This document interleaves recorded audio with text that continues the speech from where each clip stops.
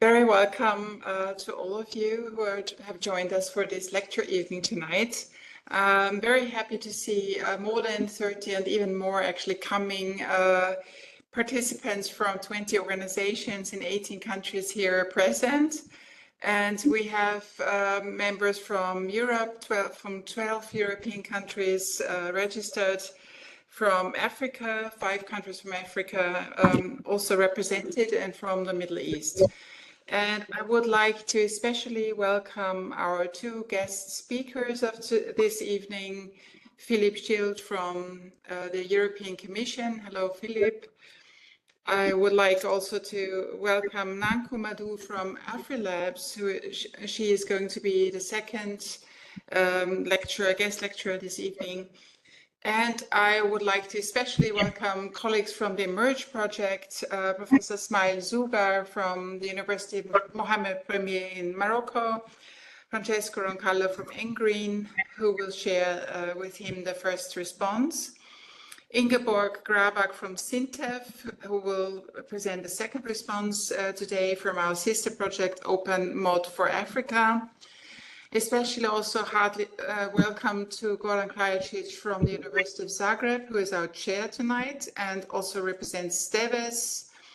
And I would also like to welcome other colleagues from ICRI and CIRSE, and our project coordinator, Marko Mimica, who we've also seen here, as well as a warm welcome to the Initiate project partners from our widening countries, from Cyril and Methodius University in Skopje, UEM and ISKTE, as well as our member organizations from ESEIA, Jakob Meyer from Energy Styria, Anna Machado from Nova School of Science and Technology, Padraig Lyons from IERC, James Walsh from TU Dublin, Walter Wukowitz from TU Vienna, Franz Stelzer from TU Graz, Martin Kiemersdorfer, HTL Kapfenberg, Sintas Jaunsems, Riga Technical University, and many more participants tonight who I cannot individually name all of them.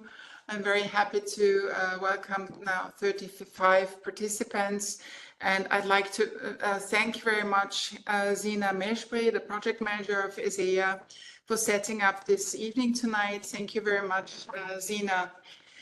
Yeah, why are we coming together? This is already the 12th lecture in a series, and we have established it 2 years ago on the recommendation of the TU Graz rector and former president of ESEIA, Harald Kainz, who has had the idea of forming a platform for interaction and exchange about climate neutral energy solutions, and offer an open dialogue for and friendly and scientifically informed dialogue, a possibility to interact internationally and think about possible solutions together and what are the pros and cons, and discuss vividly. And all of our previous events have been very well attended, and also lots of discussion has happened. So tonight it's the 12th event of this lecture series,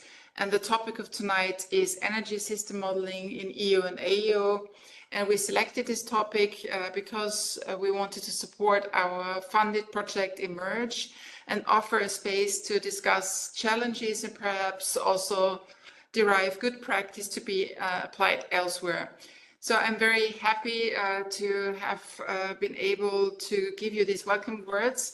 And without further ado, I will hand over to Goran Krajacic, the chair of tonight, who is our also vice president of ESEIA, and who heads a team at the University of Zagreb that is running these 2 major projects, eMERGE and also Initiate. Thank you, Goran, for taking over this role tonight. Thank you. Thank you, Brigitte, for the introduction, and I would like to welcome all participants online, and I'm glad that we are here in this large number, which means that the topic is quite interesting and that we will certainly, I would like to say, be smarter after we finish the lecture, and we will hear some new things and maybe make some new decisions. So what we will discuss today or tonight is something that is related to European Union and Africa, and something that when I'm giving my lectures to the students, I usually, when I want to stress the importance of energy transition, I ask them what was the number of people in the world, in the whole world in 1950, and then they should provide me answer 2.5 billion. And then I ask them what will be the population of Africa in 2050, and then of course according to the projections of United Nations, it's also 2.5 billion, which means that if we will use the energy and resources on the way as we were using them last 70 years, Africa will need another world for themselves if they want to live with life that was in the world 70 years ago. But we know that this can be changed, and that's why we have tonight's lecture, which will introduce EU-Africa cooperation, but also will highlight the importance of research and innovation in green transition, which means that we need to provide new systems. We will hear about the 2 case studies from 2 projects, and these case studies will highlight the tools that will help us mapping and transforming energy systems. And this is important.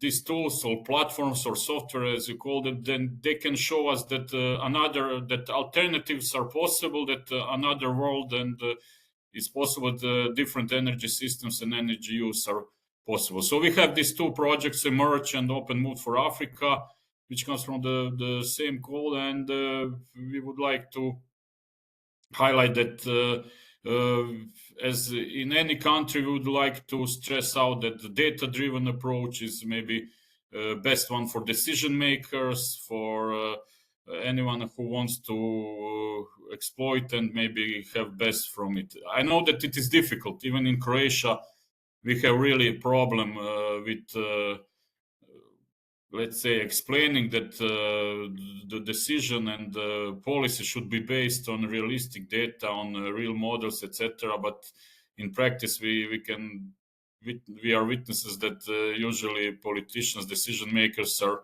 sometimes quite driven by different forces, which are also here to discuss, or maybe we can later see how to do it better. So, nevertheless, I would like now to invite our first speaker to give a lecture. This is Dr. Philippe Schild, who is a senior expert in the unit responsible for clean energy transition in the Directorate General for Research and Innovation of European Commission.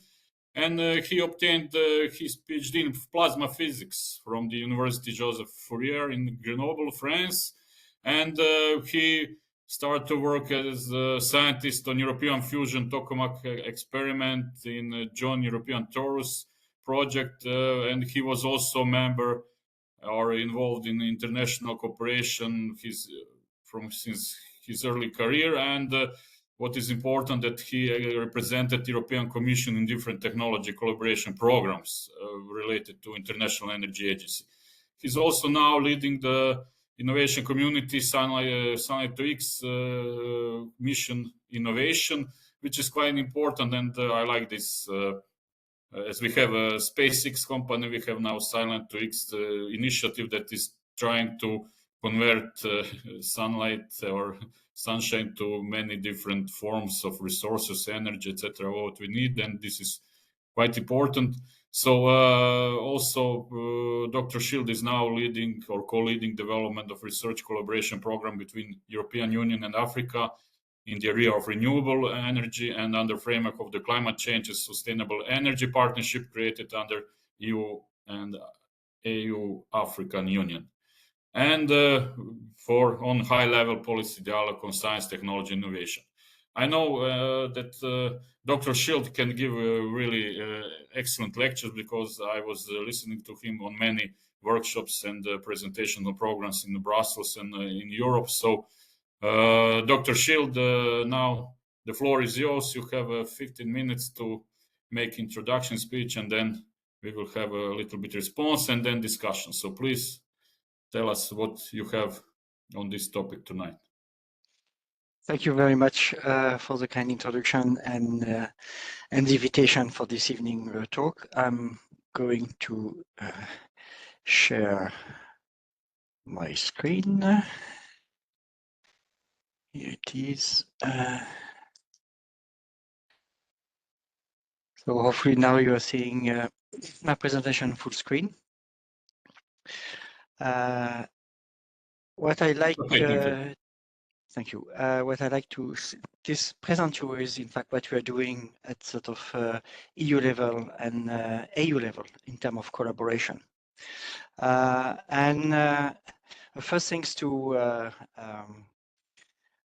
also to remember is these frameworks are really a top-down approach. So at the top level, you have the two commissions, meaning the commissioners from the African Union commissions and the commissioners from the EU commissions, which are meeting. And just to let you know, it's a regular meeting. They're trying to meet at least once a year. And all the commissions are either flying to Brussels or they're flying to Addis Ababa. So there is really a wish and a strong will to work closely together. And they made a decision to go further in terms of policy dialogues on science, technology, and innovation, because they did realize very quickly that one way to work really well together, well, is to work on science and innovations. And this is sort of, and then decided. And it is the next level where each of the Commission's Directorate Generals on science and innovation are going together. And they're meeting regularly. And they took a decision to create what they called partnerships on specific areas. And that's where I am coming in, and other colleagues like me are coming in from both sides of the Mediterranean, where we are starting to set up priorities areas, and we are in contact and exchange with the stakeholders, both from the research, from the industry, and from program managers at national level. What they did is that created 4 of those partnerships. The first one was on food, nutrition, security, and sustainable agriculture, which the obvious reason of that food access is very important for Africa. So there was a strong support there. The next one was, in fact, what I would say, even if I am in energy, the natural one, which was on climate change and sustainable energies. Because energy is very important if you want to grow, and as Goran mentioned, when you want to feed and have an economic growth with more than 2 billion people, you need the energy that supplies. The next partnership that got created was on innovation. That's a very recent development. And the 4th partnership existed already a bit before, but it was on the European and developing countries clinical trials partnerships, focusing on rare disease and specific disease for Africa, testing African health issues. And during the COVID period, this partnership grew in importance. So what are the drivers when we are speaking about climate change and sustainable energy? There is a science, technology, and social drivers. We want to increase our knowledge on climate risk on both sides, in fact. This is something that we are trying to have on knowledge on resilience. Sorry for the spelling mistakes there.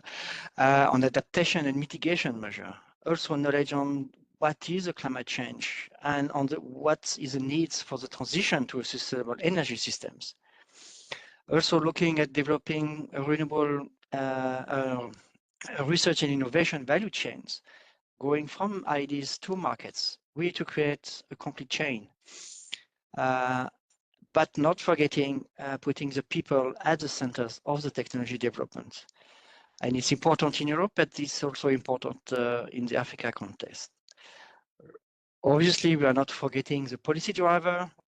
Globally, worldwide, we have the UN Sustainable Development Goals, in particular the number 7, affordable and clean energy, and the number 13, the climate actions.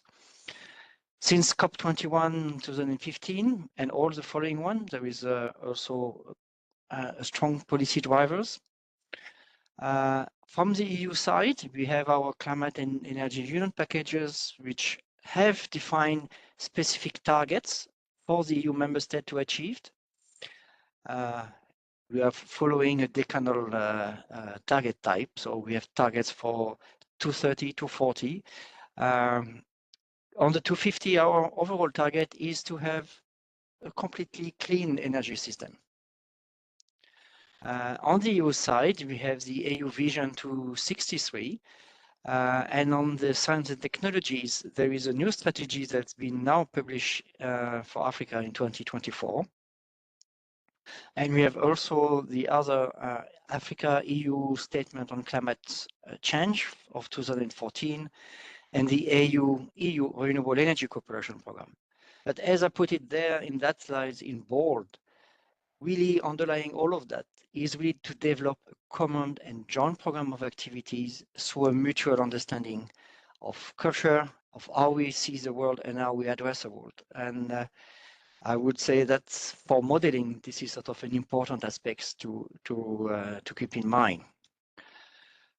We have a roadmap that was sort of put together by experts both by EU and Africa. It has really two main pillars, one on energy, and on energy we are focusing on renewable energy.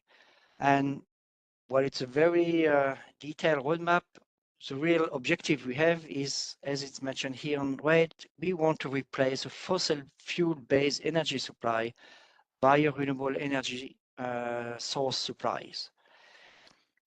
And it is a valuable, sustainable solution, and we want also to use that innovation in renewable energy to increase energy access. And we are agnostic in terms of renewable energy source. We are looking at all the sources that is available. Solar, wind, hydro, sustainable biomass, including bio-waste, geothermal, wave, tidal. And we are looking in technology development and making it cheaper and building the value chains that's is needed so that the technology can be developed and deployed also in Africa.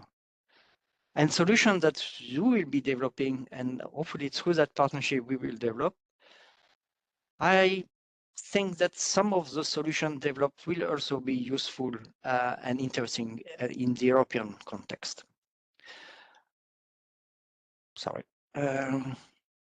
We are also looking at energy efficiency because this is the other pillar in energy. We are both developing, creating new energy sources for production, but also we need to be more efficient in the use of energy so that our economic growth can be sustained with our energy supply.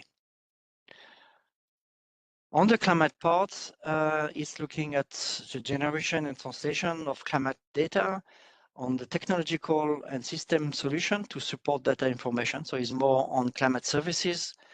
But as sort of I mentioned in my first slide on the driver, in the experts that we are working with in the climate part, we are looking more and more on the resilience aspect of the climate and how to be resilient in both on the energy systems. So this is where we have a strong overlap with the climate change.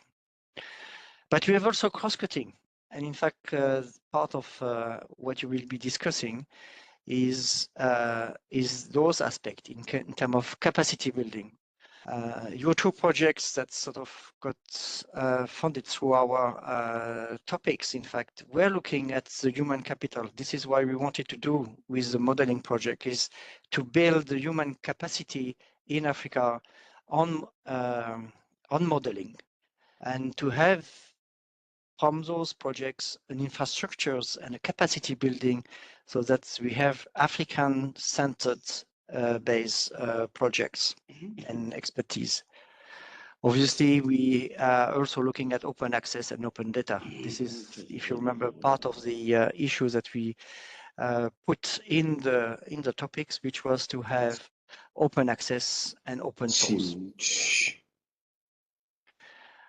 In terms of implementation, what we did, we have at the moment 72 projects running, 49 from our own EU call, of which we have 4 projects on energy modeling, energy system modeling, and also water energy food nexus modeling. But we have also 23 projects that has been funded through our flagship project, which is called LIPRE. I will present it a bit later. Of the 49 projects, this is the distribution in terms of area. We have 13 on climate change. And in terms of energy, we are covering energy efficiency, project on batteries, renewable energies, and these are quite broad.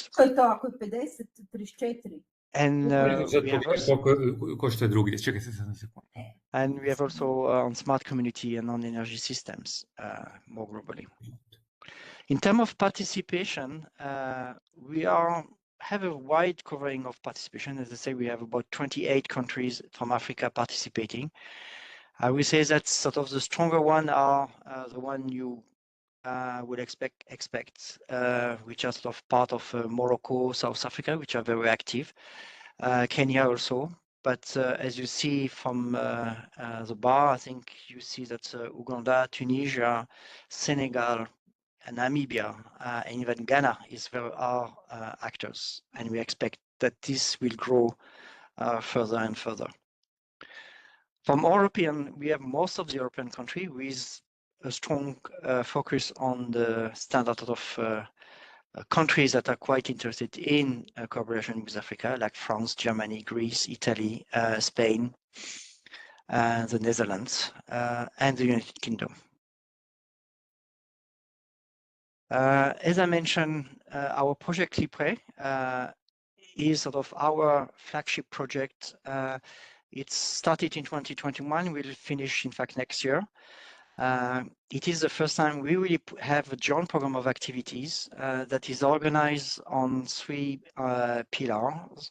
The first one is organizing through funding agencies, African and European agencies, projects directly. They do 2 calls and they have 23 projects funded. The pillar 2 are doing 8 research actions directly, and the pillar 3 is looking at the long-term collaboration. As you see, it's a big project. We have 83 organizations and a very strong participation from Africa. And in terms of collaboration and joint programming, that they agree together, African and European partners, looking at what is happening both in Africa and in Europe on a multi-annual roadmap. The first one is evaluation of priority research, so it's a long-term part of the programmation of joint program of activities. But they have issues and topics that are very relevant for Africa, but also for Europe. You know, the end of life and second life management of renewable energy components, to the smart standalone systems for energy access, to smart grids, microgrids, off-grid applications, to application and processes for farmers' productivities and increasing incomes of agricultural production. So we are looking at the local people. And also the last one is looking at domestic use, like clean cooking and cold chain. So this is where the people centered is becoming important. We have a new project started with co-funding actions, which are going to organize further calls. We have 22 organizations, 12 from Africa and 10 from Europe. It shows that sort of the joint and the activities and the working together is picking up pace, and it's received only 10 million from the EU, and they raised from both sides of the funding agencies another 20 million.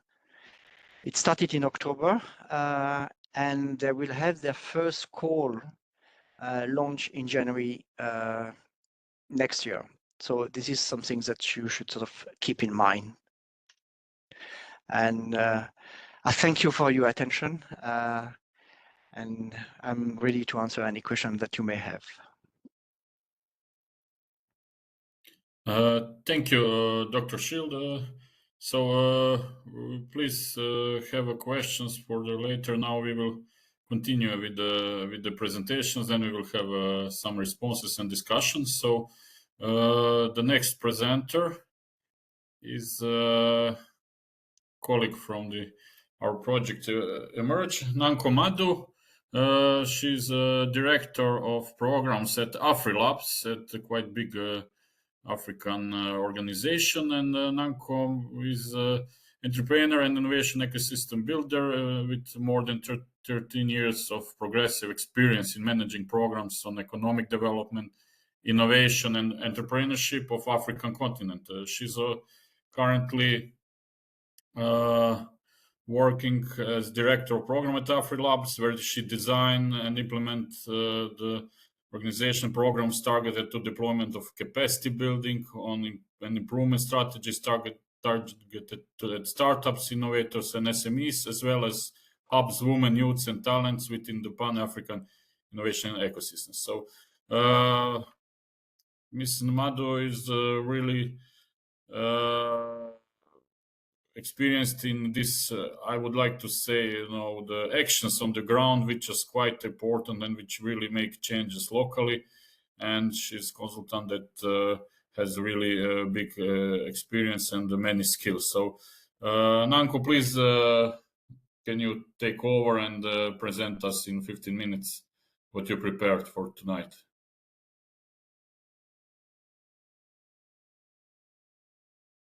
I hope she's with us. Nanko?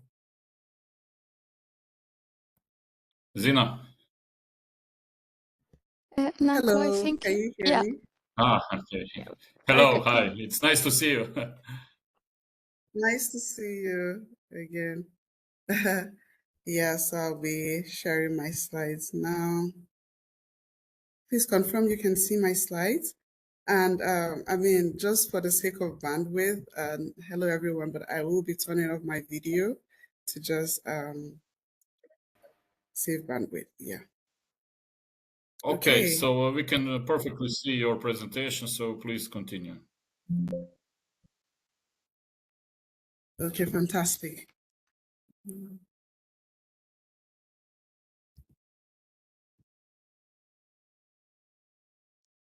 Okay, so yeah, quick introduction. Afrilabs is a Pan-African organization that fosters innovation and technology development in startups, innovators, etc. We are a network organization, and within our network, we have over 500 hubs that support startups and innovators across 53 African countries. In our work, in Afrilabs, we've implemented a number of projects, participated in a number of projects, that is around energy, but more specifically, we have been partners in 3 key projects that are under the AU-EU framework, one of which Philippe mentioned already, that's the LIPRI project, which, is a research project that brings together over 85 partners from Europe and Africa to support innovation, support research in building renewable energy solutions, particularly on the African continent. We're also part of the One Planet project, which really aims at empowering African policymakers, researchers and academias, investors, and even like the citizens of the continent with the right tools and the know-how to increase clean energy generation and sustainable use of resources while reducing inequalities and cultural and social economic, biases and gaps. The last one, which my colleague Francesco at some point will do justice to that, is the Emerge Green Africa project, which basically is dedicated to advancing sustainable development in Africa, by providing specific key stakeholders with essential tools and frameworks, as well as knowledge that is focused on clean energy production and responsible resource use. Again, Emerge seeks to bridge cultural and socio-economic gaps for united approach to development. And again, I say these are all under the EU framework that Philippe just really explained the context to us. Now, I really wanted to focus on a few things. Like I wanted to bring out a few things. One is around, what energy modeling system seeks to serve. And even though that is not new to the audience, obviously, but I really wanted to focus on some similarities around challenges and focus, as well as commonalities, which brings us together to be able to collaborate, to work together. So when you look at the African Union as a bloc, what it focuses on in terms of energy is quite different from what the EU focuses, for obvious reasons. For African Union is looking at, bridging access gaps, from rural to, underserved communities, bridging that gap of energy, as well as integrating renewable energy sources. So this is beginning to become a big deal on the continent, where there's a recognition of the need and the importance of renewable energy sources, and then integrating that into everyday lives for the people. Then there's the fostering of resilient energy systems in Africa. They are not much, but the ones that are existing, how do you foster them, and how do you build even new energy systems? And for the European Union, they're obviously more advanced, and so the focus is around achieving, decarbonization goals, enhancing, the grid interconnectivity across, member states, and the utilization of advanced technologies to even build better energy, models and systems. Again, I looked at the challenges, across the AU and the EU, and like I mentioned, a bit of there are commonalities, and there are a lot of similarities, even though at different levels. When you look at infrastructural limitations, the EU, the challenges does lie there, but it's on a very different level. They're looking at upgrading existing infrastructure to support renewable energy integration, grid stability, and how to trade energy, etc. While in Africa, we're looking at more pressing and basic challenges, like the absence of foundational infrastructure, like the very basic infrastructure to even build energy on. Where they're looking at expanding grids in underserved rural communities, even in rural communities. So if you take Nigeria, for example, the entire country is generating about 4,000 megawatts of power of energy, for the entire 260 million human beings and citizens in the country. That just doesn't work. So in countries like this, you find that even in the urban areas, there are, energy challenges. Then for energy equity gaps, the EU is looking at balancing energy access between urban and rural areas, particularly in the less affluent member states, while in the EU, the divide is even wider. We have millions of rural communities that lack access to electricity altogether. They rely on fossil fuels like kerosene, firewood, diesel power generation, generators, etc. for their basic energy use. Of course, this, as we know, intensifies poverty and health risks and limits social and economic development. Then we have the data scarcity. For Africa, it doesn't even exist, right? Or it exists in very poor quality. And we know that this stifles the effectiveness of energy models without, having reliable data for planning and, designing of effective systems.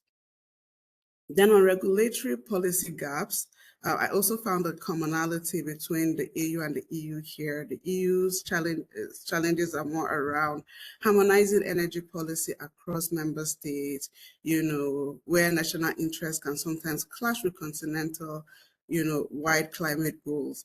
Whereas in Africa, still on the regulatory and policy gaps, there's EU is facing a lot of fragmentation, as it's a huge obstacle. Many countries lack cohesive frameworks at even national levels, so bringing that together to even begin to talk about cross-border collaboration, is like a dream to be desired. And then, of course, we know political instability across the two continents and financial constraints. Now, financial constraints are very different contexts, just like all the others, where in Europe, the financial constraints are more, targeted to, annual funding for energy, for climate, etc. In Africa, we lack even the investment to build, the basic, invest in basic grids, etc. Now, obviously, Africa can learn a lot of lessons from Europe to advance their energy system modeling to meet, their ambitious climate and energy goals. And I'm going to touch on 4 things.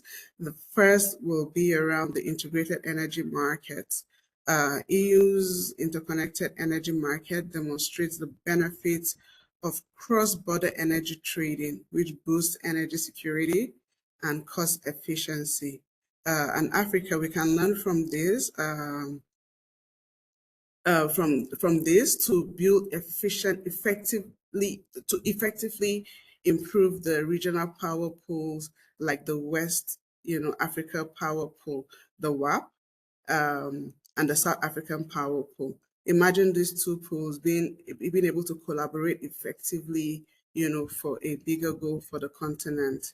For the decarbonization leadership, the EU models incorporate renewable energy with like cutting edge technology, like the hydrogen and the large scale energy storage, etc. For Africa, we can adopt similar hybrid solution to balance renewables with reliability and affordability. And then for the big data and AI in energy models, really a dream, to be able to achieve that as a continent. We see EU leveraging on advanced data analytics, optimizing grid operations and focus energy, and demand in real time. And for us as Africans, we can invest in data collection and management as a critical, tool to overcome data gaps and enhancing system efficiency. Africa can also, leverage on the Internet of Things technology and AI to deploy, monitor energy solutions in very hard to reach areas.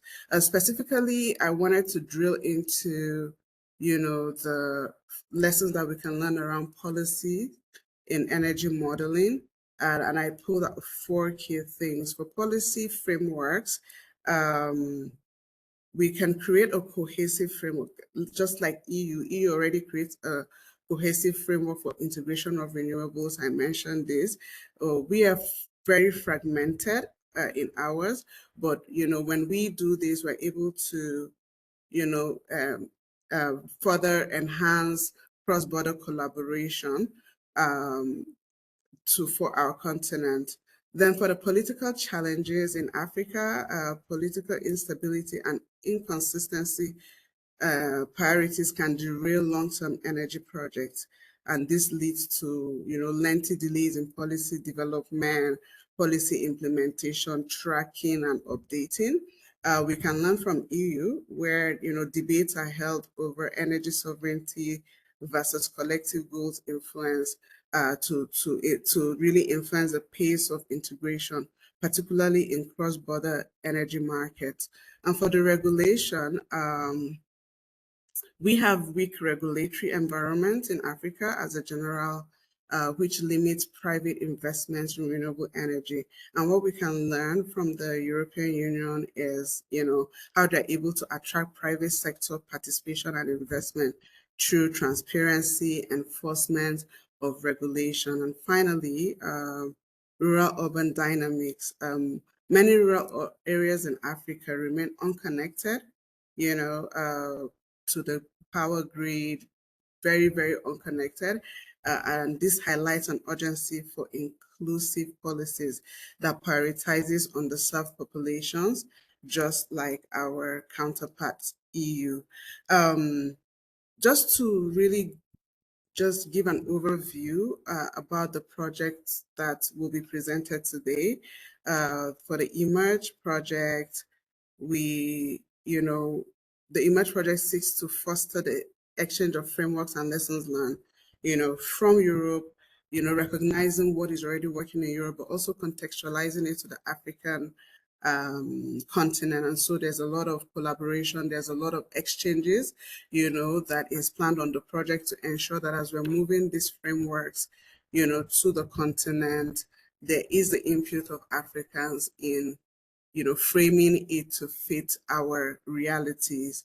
But basically, the project is designed to facilitate, like I said, knowledge exchange from Europe to Africa, and equipping key stakeholders like academias, investors, and policymakers with the right tools to boost clean energy production and promote resource use on the continent. We have 5 key objectives, and I'm sure Francesco, in just speaking to us, will touch on some of those objectives, and it's ongoing. We've run it for a year plus, and we have 2 more years to go. Now, for the second project to be shared, called the Open Mode for Africa, it focuses on 6 key objectives. 1, the development of open energy system modeling toolbox, which are tailored for African needs. The providing of new insights into the possible pathways for the development of the African energy system, and among others, maximizing replicability and exploitation of projects. And these are like examples of the collaboration between Africa and Europe, African Union and the European Union in just boosting our collaboration together, but in providing a lot of support to Africa in the energy sector. Thank you so much. Over.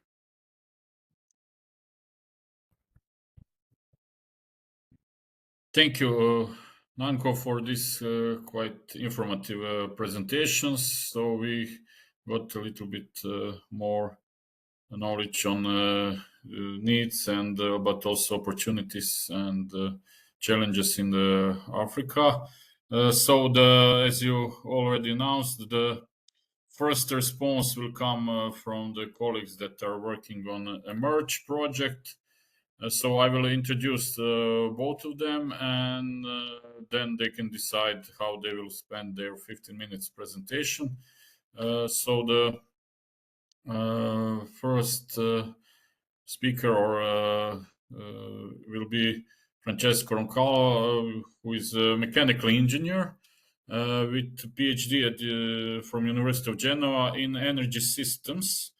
So he's quite experienced in proposals and that are related to energy system and resource system modeling, and he's a project manager of several EU projects, and he has quite a big experience on working with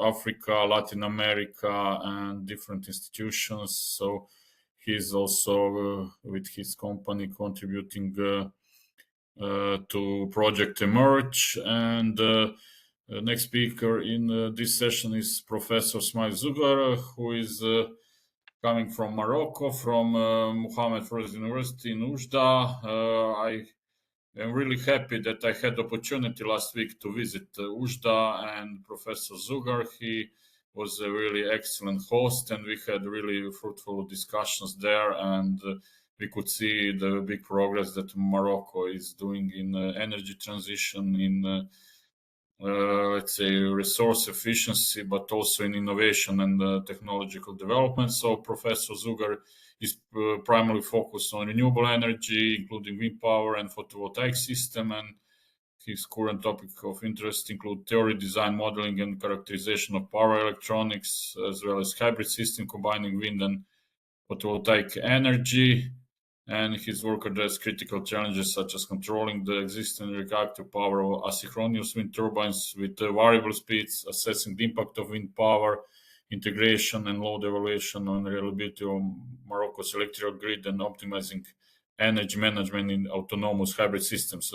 Professor Zugar is also the director of Research Laboratory of Electrical Engineering and Maintenance, which I already had the opportunity to visit it several times, and I'm really happy to say that they have really good PhD students, but also professors and undergraduate, graduate students that are really contributing to the energy transition. So, Francesco and Smilo, please use the floor, Yeah, and thank you. according to your agreement, make the presentation. So, thank you. Yeah. Hello, everybody. Can you hear me? Okay, so good evening, everybody. Thank you, Goran, for the kind presentation, and also thank you, Nanko, for the very interesting introduction. So the intention is to start with a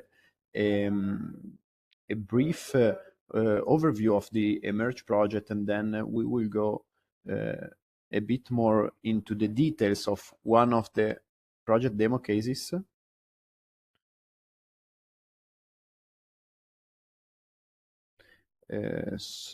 Sorry, in the meanwhile, I'm trying to share my screen a bit more in deep into one of the demo cases, which is based in Morocco. So a double check before starting. Can you see my screen? Can you hear my voice? Okay, I assume yes. Yes. So perfectly, we can see and hear you. Thank you so much. So let me briefly introduce eMERGE project, which was early mentioned by Nanko and Afrilabs colleagues. So eMERGE stands for Energy System Modeling for Green Energy, Green Development of African Continent. And the project is just started, and we have recently closed the first year of activities. The overall duration of the project will be 3 years. So we are going to start the second year of the project. And the interesting aspect is that the consortium is composed by 11 partners coming from 9 different countries. So you can see from this slide that the group is quite widely distributed among Europe and Africa. So having also some interesting groups coming actually from different regions of the African continent. So as early mentioned, the focus, the main aspect of eMERGE project is to look into the empowerment of renewables in the continent. So actually the challenges we are looking at are multiple. So from the fragile energy policies, missing authorities able to support a sustainable energy transition, but also a limited cooperation between Europe and the African continent. So the idea behind eMERGE is to provide instruments and methodologies for creating a collaboration in the energy domain by supporting a common development of sustainable instruments for supporting the next future challenges. So going a bit more into details, what we are developing in eMERGE is mostly based on 3 pillars. So the first one, which is the more technological, is the eMERGE toolbox. So the development of open source tool able to support any kind of users in modeling the energy infrastructure of a certain location at regional level, country level, city level, in terms of inclusion of renewables, planning of energy intervention, capability of the grid for hosting new capacity. So this is one of the three pillars. The other two will be devoted to stakeholder inclusion. So a set of activities able to implement a co-design approach related to the development of the project tools themselves. So the idea is to not have partners that are going to develop by their own tools, but having a very transversal distribution coming from a continuous consultation with key project stakeholders. So it will be not a vertical, let's say, process, but a very horizontal one. And then a last aspect related to policy and regulation, so findings coming from the project experience. As mentioned, the project is going to validate tools in 3 regions: Morocco, Niger River Basin region, and then Mozambique. This evening, we are going a bit more into the details of the first of these 3 demonstration sites, which is Morocco. Morocco, for example, will have a set of specific challenges. There's a lot of electrification rate, a lot of renewable resources, but it might have a kind of problem in terms of policies, for example. So I take advantage of these last slides for introducing Professor Zugar, saying something more about this specific demo case in the Merge project. So thanks everybody for the attention. Professor Zugar.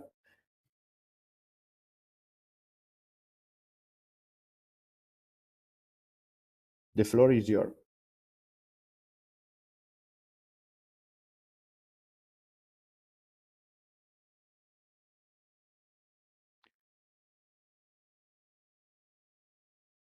Professor Zugar, can you hear me?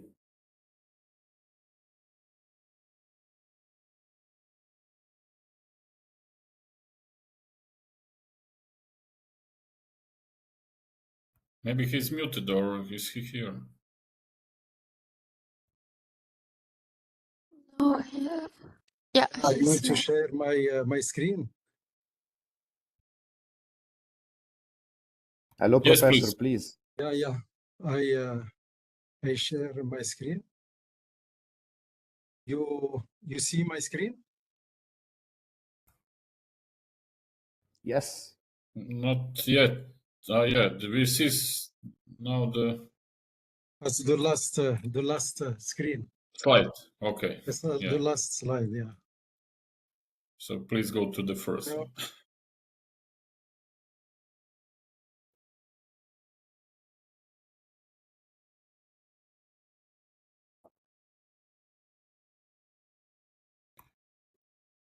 Could you share it again, please? And Yeah.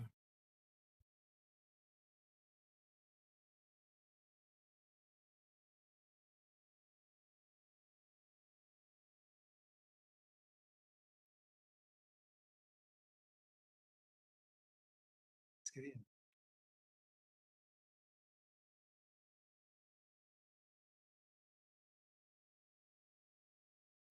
could you share the screen again? It's good now? Yeah, now it's good. Yeah. Okay, perfect. Please continue with presentation.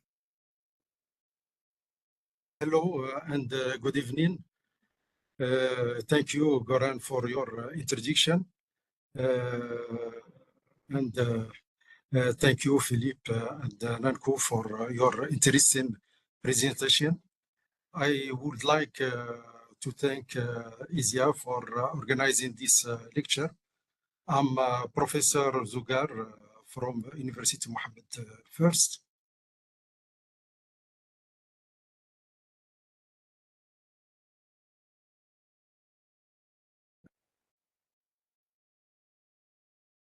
We have lost you. Please, could you turn on the speaker? Yeah. Okay, please continue. Morocco is in the north west of Africa. We have 36 million in the population.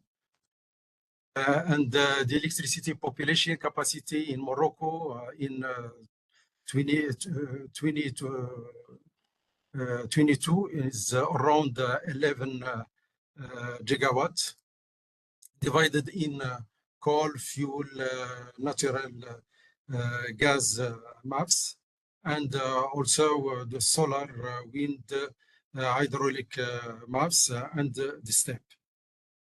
The total national energy demand is around 42,000 gigawatt hour, and national electricity production is around 41 gigawatt hour. The rural electrification rate is 99.86%. Morocco's objectives for installing renewable energy by 2050 is in 22 it was 38%, and the projects in 30 it will be 52%, and in 2040 it will be 66, and in the 2050 it will be 80. The challenges for 2050 is what will the energy demand be in 2050, and how to successfully achieve the energy transition by 2050. Now, the total energy demand, electrical and non-electrical, for each sector, we disposed of this data. But in the future, we need to predict the demand energy by 2050.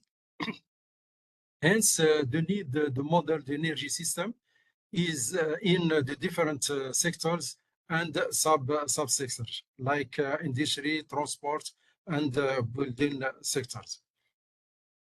The project emerge projects in the emerge projects, we try to develop some toolbox, like planning and management of energy system. It will be developed by Artelis.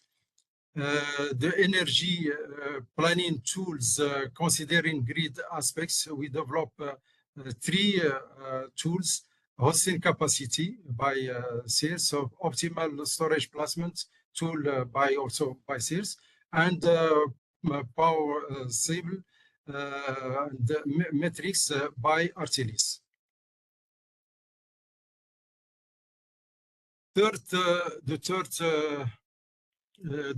third tools is Green Advice. It will be developed by Unizagreb, and the fourth is integration of emerge toolbox and database. Other challenges related to tools development related by CPA, metrics, hosting capacity, optimal storage placement tool, and Green Advice. It's in the input data.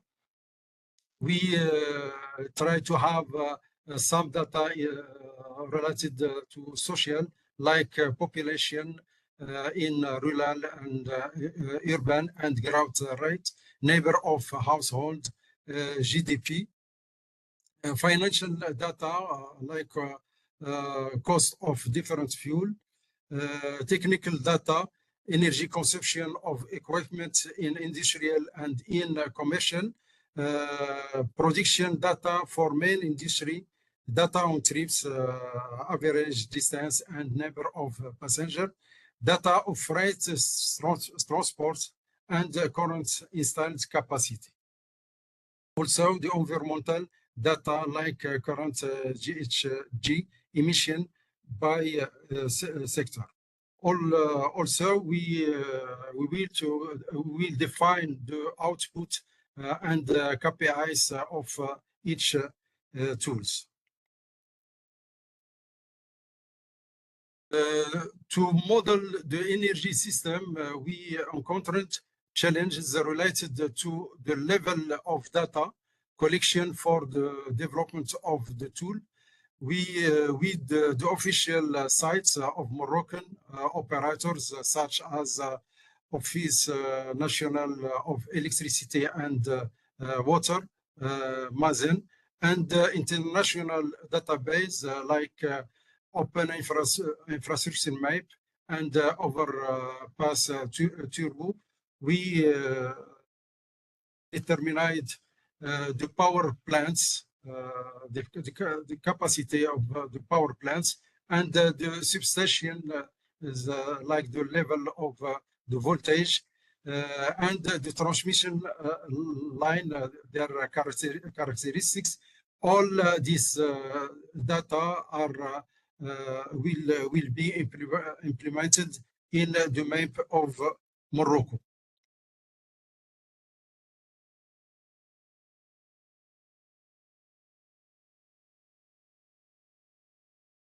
Other challenges, yeah.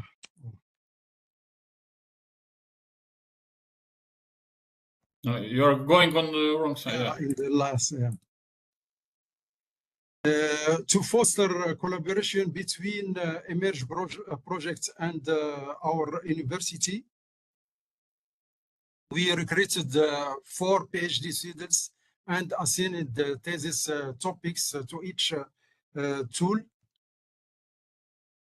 The first subject of the thesis is scenario and the impact of the integration of renewable energy related to hosting capacity tool. The second subject is the energy transition by 2050, discussion of electric vehicle integration scenarios related to optimal storage placement tool. And the third is prediction and optimization of energy demand in the building sector related to green advice. And the fourth is prediction and optimization of energy demand in the industrial sector related to matrix power stable tool. In order to promote emerge projects and the UMP collaboration within the emerge project, this DEVES conference will be organized in Morocco in next May, and thank you very much. Thank you, Professor Zugar, and thank you, Francesco, for this presentation. I know that this is 1 year of the project, and it's quite hard to give the overview in 15 minutes, but nevertheless, you provided a brief overview, and I'm happy that last week we had the half-day workshop, and it was also not enough to present all achievements and all development of the tools, but nevertheless, as Professor Zugar said, we have now 4 PhD students in Morocco, in Oujda, working on these tools, and we saw that they are quite a good progress. So thank you for your response. We can discuss it further, and now I would like to make introduction to our last speaker, which is Professor Ingeborg Grabak, who is Senior Research Scientist at Sintef Energy Research in Norway. She holds PhD in electrical power engineering, and she has more than 30 years of experience in research and development with emphasis on energy and power system modeling and analysis, and she's also involved in decarbonization of all this system. She's also coordinator on project Open Mood for Africa and H2020 project Open Entrance, which was, as I can see, finished in 2023. The project aimed to develop, use, and disseminate an open, transparent, and integrated modeling platform for assessing European low-carbon transition pathways. Ms. Dr. Gravak is a member also of European Energy Resilience Research Alliance, and she's in a joint program Energy System Integration. So as Dr. Gravak is leading the sister project of Emerge, we are now looking forward to provide us a short presentation, and of course we need to follow this project because 15 minutes is not enough to show all the progress, but nevertheless, please just try to make response that will try to answer some of the questions that were given in first two presentations. Thank you, and floor is yours. Thank you, Göran, and thank you for inviting me, and thank you for the nice introduction. Can you hear me and see my slides? Yes, but can you make a full screen presentation? So it's now in not presenting mode. So just start the presentation. We can see the screen, but it's in presenter mode for me. Maybe you're presenting different screen then, or okay, maybe.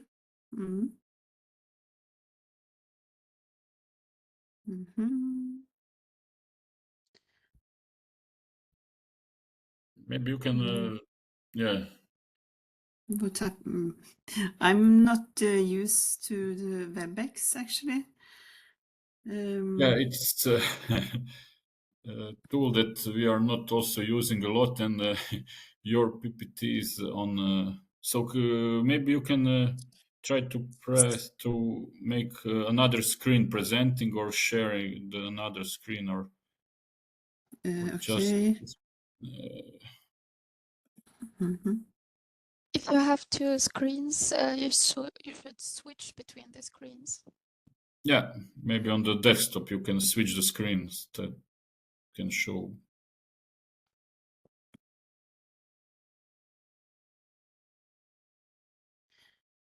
In the desktop, I can. What did you add? Sorry.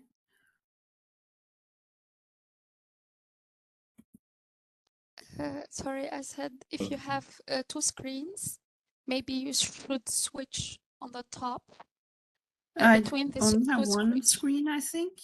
So it should work. Yeah, when you click that, it should work. What about now? Not yet. It's the same. So can you? So we can increase the feature. So please continue with the presentation because we lose much time. Yeah. Okay. So we can see it, and we can increase the screen by ourselves. Okay. Yeah. So sorry for this, but I hope you can then see it. This first slide shows a picture from our consortium meeting in Madrid in June this year. So this is the great team of Open Mode for Africa.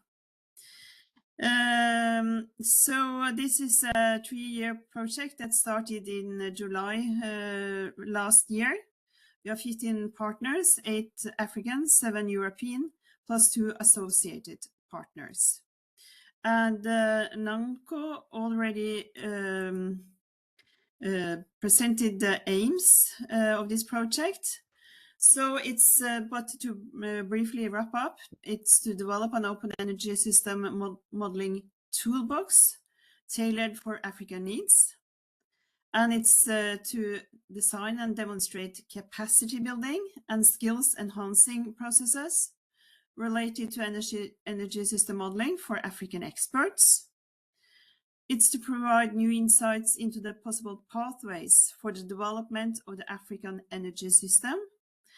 We do that through 2 large case studies. I will come back to those. And it's also to engage African decision makers and planners in these processes. Yeah, I hope you can see now a list of the partners in the project. So we have, if you look at the country-wise partners or the country list on the right-hand side, we have a partner from Senegal, CG2S. We have several partners from Ethiopia, the Veritas Consulting Company, the Eastern African Power Pool, Addis Ababa University, and the Minister of Water and Water, Irrigation and Energy. And we have partners from Kenya and Uganda, 2 universities, the Western African Pool from Benin. Yeah, so that's the African partners in addition to the European partners. And then I coordinated the Open Entrance project, and in that project, in that EU project, we developed an open modeling platform. An open modeling platform with a web page, a scenario explorer, and a database with a lot of data, open data for Europe and European countries, with a data format such that models can exchange data between them, and then open and linked models for analyzing the expansion of the energy system, power system models, and different type of models. And then, as I said, a lot of data that is open available. Down to the right, you can see a map with the 2 regions we are working Okay, with. we cannot see the change on the slides. Did you change the slides? Because we just have a first slide all the time. Can you go Okay, on your that's the presentation? problem. Because you are looking at the screen that is not showing to us. You need to look to the different screen, yeah. Okay. So what do you see now?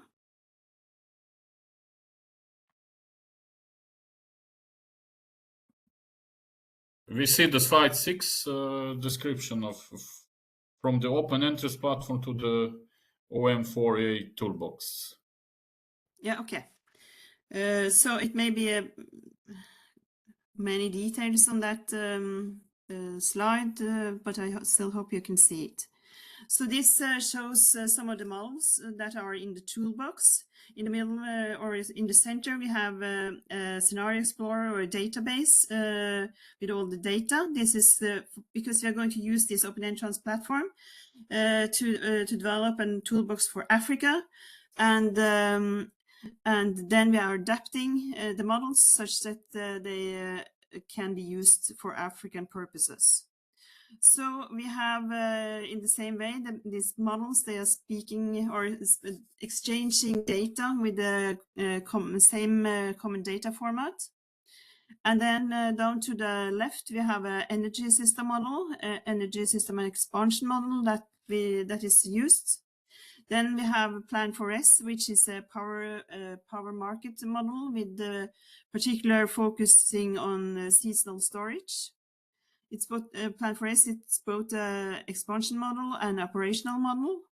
And we have OpenTPS, which is a grid model or a power system model with particular focus on the grid and grid expansions.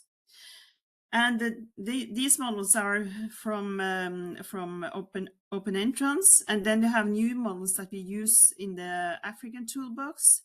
For example, this onset tool, which is used for electrification of rural areas or areas without supply today.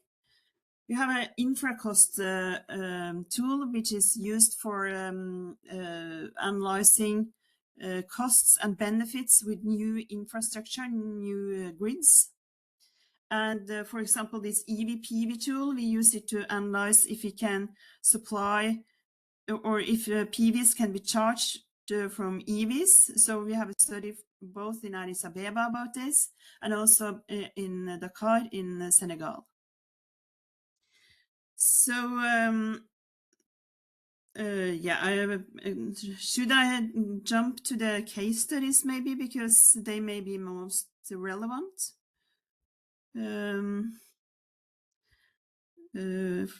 Sorry, you can continue. Yeah, presentation. So just. Okay. Yeah. So yeah, we have, okay, if I have time, I will go a little back and spend a bit more time.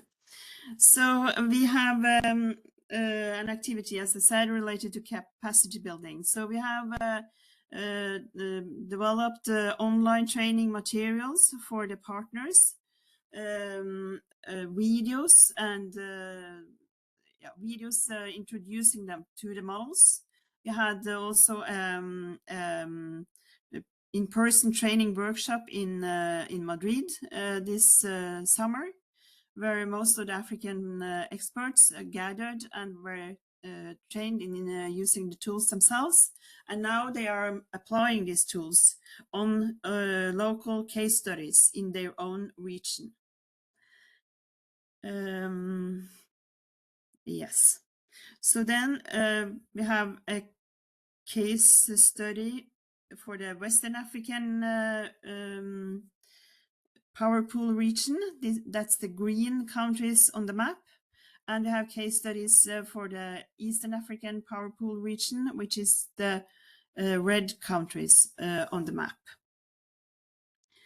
And the West African case study, it's led by Professor Fadel Kebe from Senegal. And it analyzes energy system pathways for the whole ECOWAS region, but it also zooms on Senegal and on Ghana. And for Senegal, yeah, I already mentioned this EVPV study in Dakar. It also do analysis of Senegal related to expansion of the energy system, and also to power system studies related to both seasonal storage and expansion of grids. And then it will do a study on Ghana, with particular focus on the hydropower system in Ghana. And this work is partly done in collaboration with the Western African Power Pool. And the Western African Power Pool has also discussed it with utilities and DSOs and TSOs in their geographical region. So it's 39 power utilities stakeholders in the WAP region and 16 in the Eastern African Power Pool region. And then we have the Eastern African case study. This is led by Kanchi Gasho from Veritas Consultants in Addis Ababa.